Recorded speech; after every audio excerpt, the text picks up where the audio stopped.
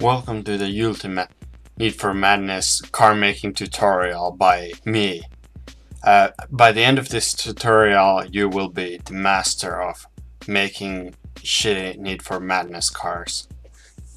So the first step you're gonna have to take is pick the car you want to make. In this case I picked this nice little Mercedes-Benz here.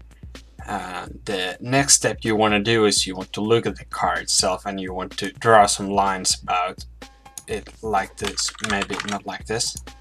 With the line tool you make a general idea of what details you're gonna add onto the car. So I want to have this sideline here. I want to highlight it with the white color because the car is very dark. Then I'm gonna probably want to highlight the windows, and then alright, so after you're done drawing the general idea of what details you're gonna be slapping on, you're gonna be having the doors, you're gonna be having the windows, and maybe split the window, and you're gonna be having the general idea of the body lines of the car right now because you've drawn them on before, so you know you recognize what defines the car you're making. Alright, so after you're done sketching out your car in Paint, MS Paint, you're gonna have to want to set up the scene on Blender or whatever else modeling program you're gonna be using. So in Blender you've got these little tabs right here on the edges, and you drag them and you make a nice second window out of them. So generally you will want to be using blueprints if you're watching this video because you probably don't know what you're doing. And second step, you want to delete these. So I assume you have the basic controls of Blender familiar, but I'm gonna go through them anyway. So right click is you select items, and when you press shift down you can select multiple items, and then you press X to delete stuff. So then you have the little cube in the center, we want to keep that. So then you go here and add a background image. You'll notice no image is showing up just yet because we haven't added the image there. And the images only apply on camera view and orthographic view. So when you press numpad 5 and press top orthographic, right, front, any of those, you will see the blueprint once we add them there. Alright, so after you've gone through your documents and found the blueprint from the mess of porn pictures, you get the picture right here. So that's nice. So the next thing, little quirk in Blender is you want to have the right orthographic view in the front. So let's move that right there. It's got to do with the axis alignment stuff. I'm not going to go too deep into it, just listen to me for 8 years of experience, or however many years. And then I add the blueprint to the more view parts here, and I'm gonna pick the front orthographic view, and it's going to be the side panel because that's how it do be. And it's fairly nice in the center. So next thing we want to do, we want to start aligning these blueprints. So generally what I like to do is I want to have the side view and front view to the wheel level because most of the time blueprints they match up nicely. And we are using the cube to align it because we can just check where the top of the cube, this zone, matches up with in the side view. So as you can see, it matches with the front windshield height, so it's basically perfect alignment. We can rely on this blueprint somewhat, but let's not go full crazy with it. So then we want to also do the top blueprint because that is one of the most important blueprints is the top view. So we take the top orthographic view and then we move it about like that. And then we have to check that it's centered. Usually there's a badge or something you can see that the blueprint is centered. Almost there. There we go, magic. In the case of this blueprint, this is not a very good blueprint because you can see the car is a little tilted and the rear badge does not match the center line at all, meaning that you cannot completely rely on this blueprint because your car will turn out funny. Which is the second lesson here, is do not rely blindly on blueprints because they will most likely always suck in a way or another. Alright, then we delete the other half of it because we're not going to be needing it. And we can use, I am using this top orthographic view temporarily for because I don't need it anyway. So we have to go to the modifiers tab on Blender and we want to add a mirror modifier here. So add modifier and mirror and then put the y-axis because our object is aligned with the y-axis. And then we have to put the merge on and the clipping on because that will do a nice little effect like this. So we want to have mesh clipping to the other side of the both like this. Nice.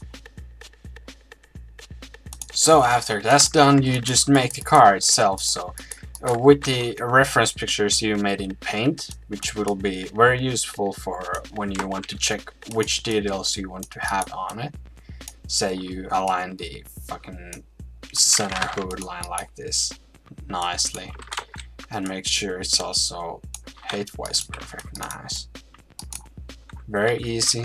And after a while of doing the little alignment thing, you got yourself a nice little Mercedes here. So that's pretty nice looking. I added a little custom red trim on it because why not? It's a fancy little addition. It's got some nice chrome grille on it and some fender flares. After you're happy with your madness model in Blender, you're gonna have to want to disable the mirror modifier like that. And now the half of your car is missing. And then you go and export 3ds. I already exported my 3ds, so I'm not going to be doing it right now. Alright, so after you opened Google Sketchup, you're gonna want to have to import the model you just exported. By default it imports SKP files, but we want to use the 3ds, so make sure to pick the 3ds to make it visible. And then I have a nice file name on it and I just click on it. And there we go. And there has been a little error here. I accidentally forgot to delete the mirror modifier when exporting. So I'm just gonna have to delete stuff like this.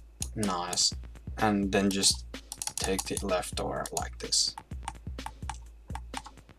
So now you have a nice little car body on Google SketchUp. So when you're merging polygons in Google SketchUp, you will have to use the eraser tool and use the control key and press the control key down and erase to, you know, make these smooth little surfaces. Do not use shift because that is not the same. Because when you use shift, you make things like this. It's in fact not deleted erased lines, it's hidden lines, which will cause a lot of trouble. As you can see, it has a more dense outline than an erased outline. When it's a hidden outline, it's very dense, like whatever pattern that is. Alright, so after doing the merging thing for a while, you're gonna be ending up with a smooth car like this one. It's got the nice little look you have in paint where you got the outlines nicely, and I even put some 2 colors on it so it has a nice look on it. So then you copy all of it, you triple click on the car and it will select all of it in most cases, and then you press Ctrl C and with the drag tool, and then you will see it has a little plus sign next to it. So then you drag a copy of the car and then you press flip along, and the car x-axis is currently on the green direction, so we're going to be flipping it along the green direction. And now we have half of the car, and then we merge it back together, and now we have a so-called complete car. Usually when you merge the car, you do not have the center line already merged like I have, but because I'm doing this tutorial, I'm too lazy to re-merge the car. I'm just doing it the fast way. So the important part in merging the halves together is you have to check that the center line is actually merged. So with the drag tool, you hover over the polygons and make sure that this dot pattern shows up on both sides, because if not, they are not merged together. So to fix this, as you can see, there are 2 vertices next to each other, but they are not welded together. So you just grab and then place back and you will merge them. And most of the time this helps for like the next 5 polygons are about the axis. Then we have the error here again. You just do that again and it will weld them together. And here again, do that around the car and you will have a nice merged center line. After that, use the Need for Madness exporter plugin, press show code, and you will get the car with the polygons, and then you just slap it into Need for Madness and put the tires on, check the alignment, etc. Make sure it's all fine. One thing to note about painting the car, because otherwise if you say export the car looking like this, you will not have the colors on the car like I had. But if you color the car in Google Sketchup, make sure you color the polygons on both sides. Say you want the windshield to be red, make sure it's also red on the other side. And the color will then stick around, because if you just color the hood like this, it will not be red, it will be the default color. Okay, so you get the car in Need for Madness now, and first thing you probably want to do is you want to align it on the axes like this and check that it's nicely positioned compared to game cars or something. I don't know. And after that, you want to look at the model a little closer. You want to make sure that when you rotate it around, when you flip it about, it doesn't have any clipping issues and it doesn't have any lightning issues like polygons flashing erratically or anything like that. Funny things. As you can see, there's the rear bumper issue. It's let's say it's a little curved surface, but it's missing a little data there, so it looks like there is nothing, but it's such a minor thing to fix that it is not worth. It's not visible in game, so do not fix this. It's fine, and it looks better with only one line right there. Alright, so making the car was the easy part, so the now difficult part is making the car look good. So the issue I talked about earlier was the clipping issue, because Need for Madness is a 2D engine and it's rendering 3-dimensional objects. That enables us to have these funny little n-guns, as they call them. So it's polygons with more than 4 vertices or something like that. And as you can see, we have no edge right here right now, because I filled the zone there. So in principle, we can have an polygon like this in Need for Madness, but instead it will rather look like this, because the game does not have anything telling us that we have an edge here, so it will create a clipping issue and you will just rather see through it instead of actually having the polygon present. Another thing I want to talk about is do not over detail the car, because that will cause clipping issues. So in the case of, I have this nice little R30 GTR here, I mean silhouette, whatever, and things you may not do is usually an air vent right here follows through here and makes the tire visible. But because this is Need for Madness, we cannot have a scoop like this, because this will just clip with the polygons on the fender right here. So do not over detail your car. Try to keep the car simple, because that's what Madness is about, is making the models look simple, nice and tidy. It will make a clean look on the cars. The infamous polygons flashing issue is mostly caused by too dense vertices. So in the case that you get flashy polygons like the center dots in the taillights on the silhouette, you will just have to make, say, in this case, circles with less vertices. The recommended amount of vertices per circle is about 10 or 12. So don't go overboard with it, or else you're going to be having some flashing polygons.